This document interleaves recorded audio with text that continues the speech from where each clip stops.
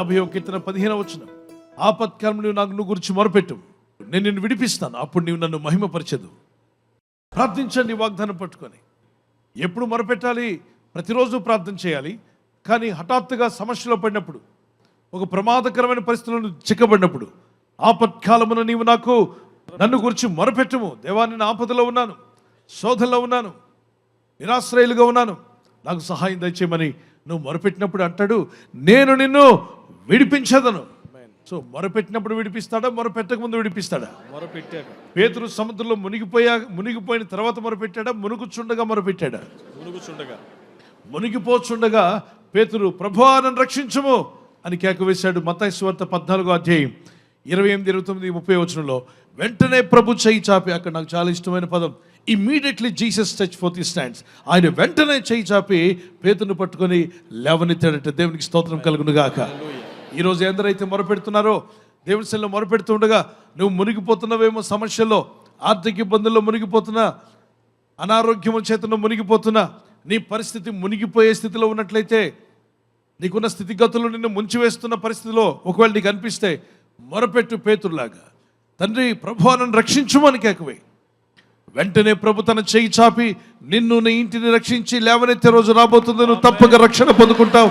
సమస్యల సముద్రంలో నువ్వు బయటకు వచ్చుదువుగాక. ఆకాశంలోకి ఫ్లైట్ ఎగురుతున్నప్పుడు భూమి మీద ఉన్న మనుషులు ఎలా కనిపిస్తారు మీకు చెప్పండి? చీమలు.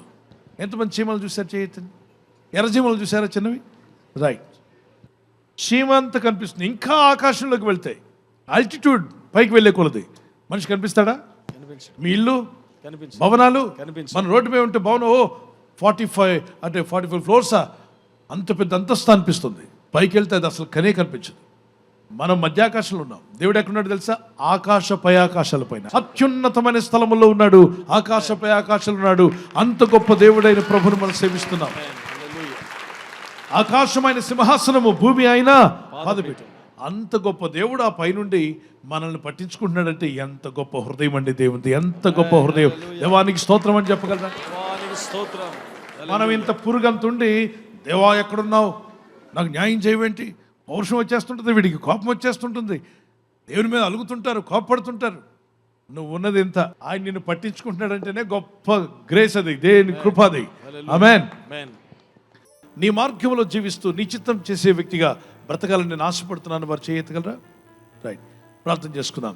Let's lift up our hands to God. ప్రభా, నీ తట్టు తిరిగి ప్రార్థిస్తున్నాను, నాకు సహాయం దయచేయండి. కొండల తట్టు మా కన్నులు ఎత్తుచున్నాం, మాకు సహాయం ఎక్కడి నుండి వచ్చును ప్రభా? అయ్యా, భూమి ఆకాశంలో సూచించిన నీవే మాకు సహాయం, నీవే మా సర్వము నా తండ్రి. నీ ప్రజలందరినీ దర్శించండి, ప్రతి ఒక్కరిలో నీ ఆత్మను కుమ్మరించు నాయన. పరిశుద్ధాత్మతో నింపండి. నీ ప్రజలు మొరపెట్టి ప్రార్థిస్తుండగా వారి హృదయాల్లో గొప్ప వెలుగును ప్రకాశింపచేయండి. వారి బ్రతుకుల మీద నీ ముఖ కాంతిని ప్రకాశింపచేయండి. వారి ఇళ్లలో ఉన్న వ్యాధన, బాధ, శోధన నుండి వారు బయటపడాలి. ఈ రాత్రి నెమ్మదితో పండుకొని సురక్షితంగా కాపాడబడినట్లుగా నీ అగ్ని కంచి వేసి మమ్మల్ని కాపాడండి.